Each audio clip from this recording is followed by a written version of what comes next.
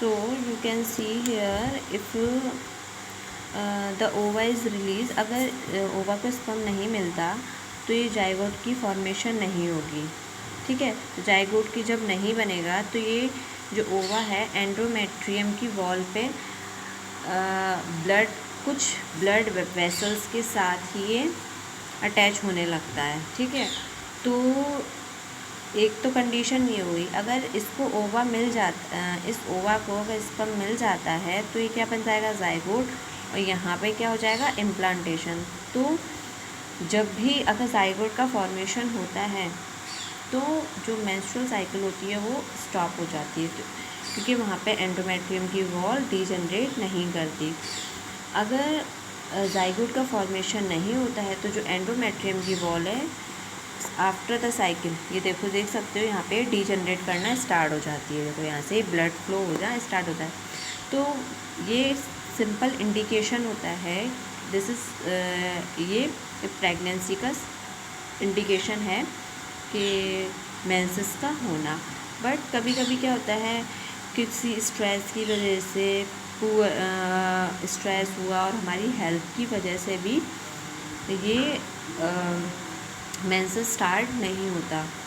तो हम ये नहीं कह सकते कि ऑल टाइम प्रेगनेंसी है, बट कभी कभी स्ट्रेस और हेल्थ की वजह से भी ये मेंस्ट्रुअल साइकिल स्टार्ट नहीं हो पाता। और जो ये मेंस्ट्रुअल साइकिल है अराउंड 15 ईयर्स पे जाके चेक कर जाती है। उस कंडीशन को हम बोलते हैं menopause. Cyclic menstruation is the indication of normal reproductive phase and extend between menarche and menopause. Menarche is the starting of menstrual cycle and menopause is the end of menstrual cycle. तो इस पूरी menstrual cycle में सबसे ज़्यादा note वाला point ये है कि यहाँ पे जो menstrual cycle 14 डेज़ पे, आप देख सकते हो 14 डेज़ पे ही क्या हो रहा है, हमारा ओवुलेशन, और 14 डेज़ पे ही LH और ईस्ट्रोजन का सिक्रीशन बहुत ज़्यादा हो जाता है। अगर ये 14 टू आप 21 डेज़ तक, 14 से लेके 21 दिन तक अगर आपको स्पर्म मिल जाता है तो जाइगोट का फॉर्मेशन हो जाएगा। अगर 14 से 21 दिन के बीच में अगर किसी भी स्पर्म इसको नहीं मिला होगा तो जाइगोट नहीं बनेगा। तो जो हमारा फर्टिलिटी पीरियड है वो बेसिकली 7 डेज़ का ही रहता है। मतलब अगर कोई भी फीमेल प्रेग्नेंट होना चाहे तो वो 14 से 21 दिन के बीच में हो सकती है। और ये स्टार्टिंग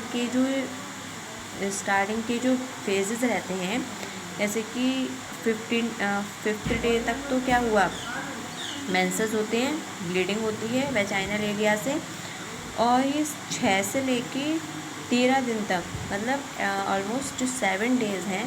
अगर 7 डेज़ में अगर कोई भी कपल इंटीमेट होता है तो यहाँ पे प्रेगनेंसी के कोई भी चांसेस नहीं होते। ये बिल्कुल आपका सेफ पीरियड है बिफोर दी ओव्यूलेशन से 7 दिन पहले का जो पीरियड होता है ये बिल्कुल सेफ पीरियड होता है। यहाँ पे कोई भी प्रेगनेंसी के बिल्कुल चांसेस नहीं होते। और ये 14 से लेकर 21 दिन तक ये पूरा हमारा फर्टिलिटी पीरियड होता है। यहाँ पे 100% प्रेगनेंसी के चांस आप देख सकते हैं। मैंने एक ड्रॉ किया है कि यहाँ पे आप 5 to 13 डेज़ का जो रहता है ये बिल्कुल क्या है, आपका सेफ पीरियड है। इस पीरियड में अगर आप अपने पार्टनर के साथ इंटीमेट हो भी रहे हैं तो भी प्रेगनेंसी के कोई चांसेस नहीं होते। और अगर 14 से 21 दिन के बीच में इन 7 डेज़ में अगर पार्टनर के साथ इंटीमेट होते हैं तो यहाँ पे 100% फर्टिलिटी के चांसेस होते हैं, और यहाँ पे आप प्रेगनेंसी के पूरे चांसेस होते हैं। तो इस वीडियो में हमने आपको यही बताया बेसिकली ये रिप्रोडक्टिव फेज़ या मेंस्ट्रुअल साइकिल क्या होती है। Thank you so much.